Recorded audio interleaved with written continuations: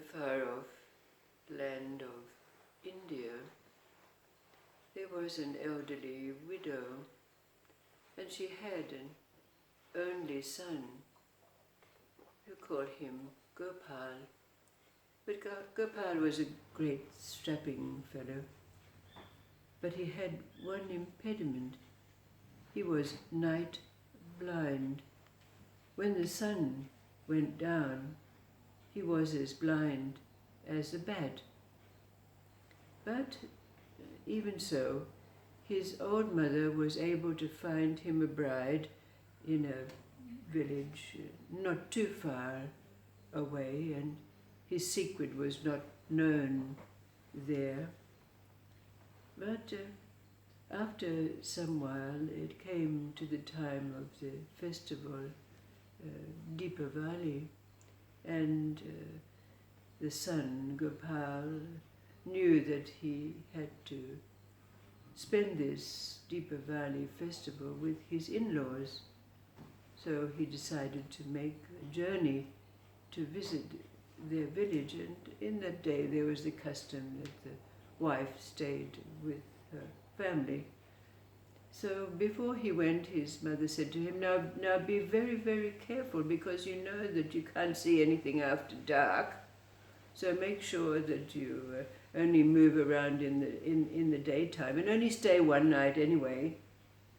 And so Gopal promised that he would be very careful. But even though he hastened his steps, it was quite a ways to his in-laws' house.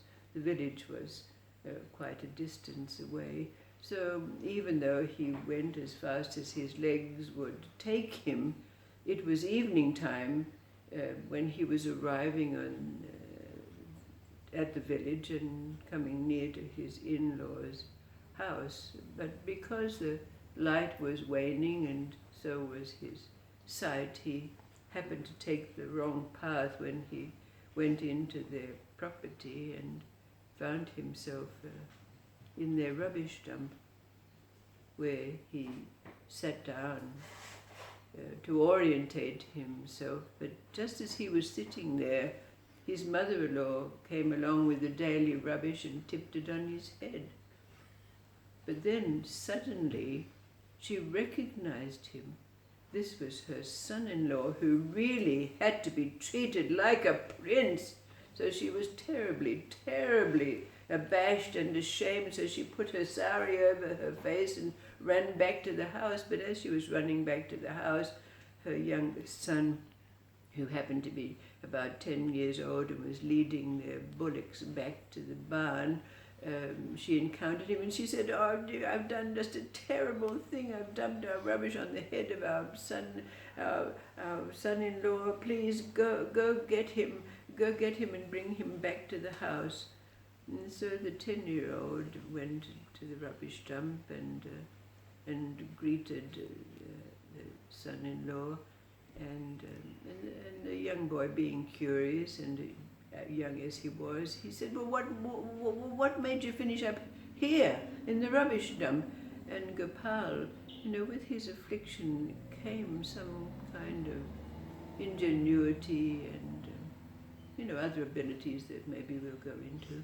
And he said, I was just measuring how much compost that you would have, and I think there's going to be about 3 acres. So the young boy took Gopal by the hand and started to lead him, and of course the bullocks were there too.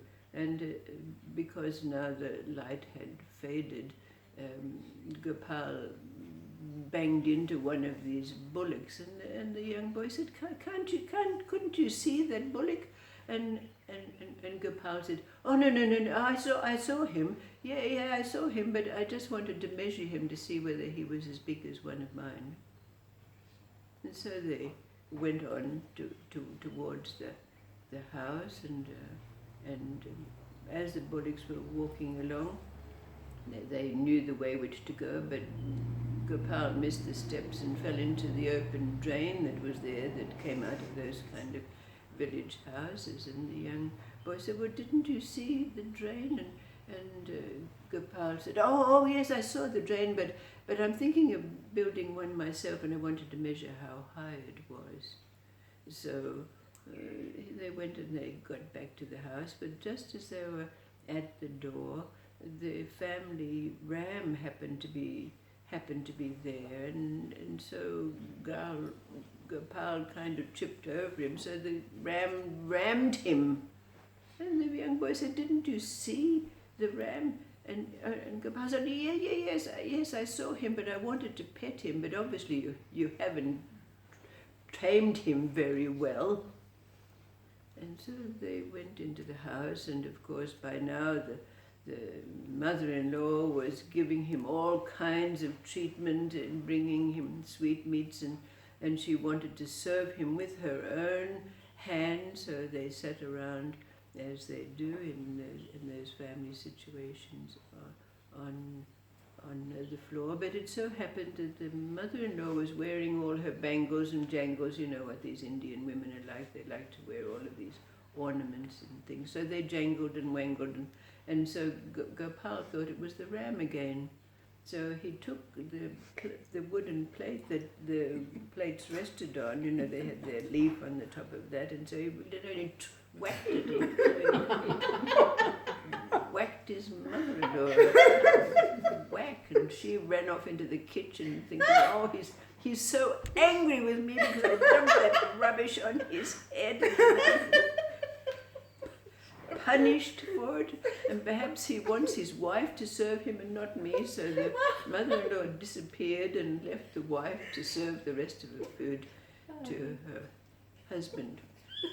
And so, the husband and wife, the son-in-law, were designated a little room to go into for the night, and Gopal had kind of, with the lamp light, he was able to orientate himself a little bit to what was in the household, and so the household went off to bed. But Gopal had to go out and pee in the middle of the night.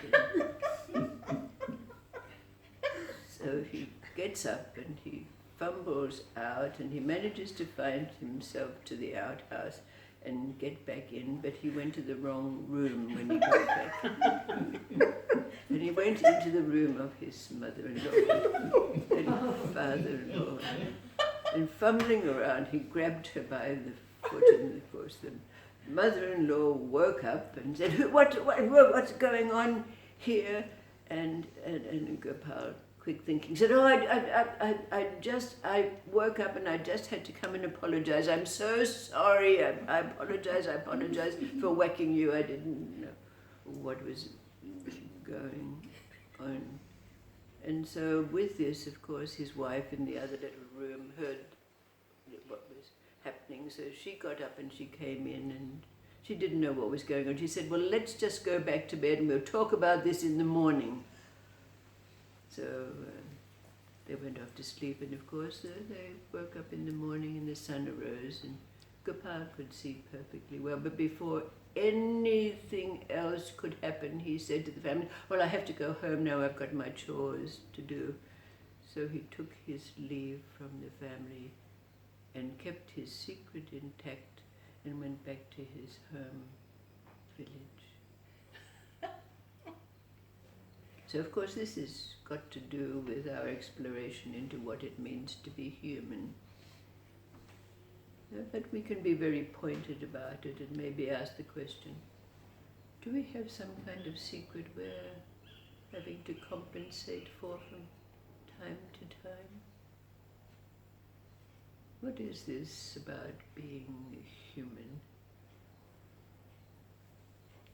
What is it that we might be keeping hidden, that if we look at it, has brought ingenuity and acuity to us to hone some kind of skills that we might realize have been compensatory, but at the same time one that we might consider an affliction, a fault, an impediment. What does this story invoke for us?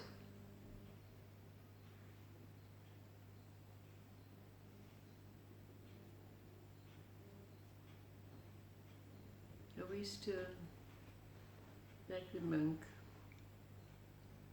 holding a fig leaf in place? Something we don't want to reveal to the world.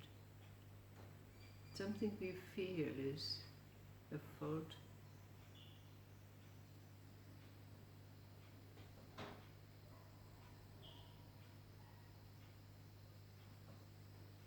What does this story mean for us?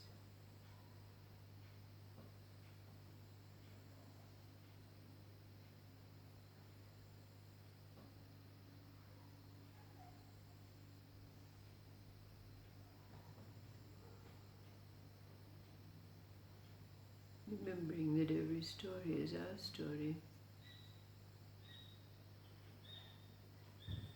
Every character is an aspect of ourselves.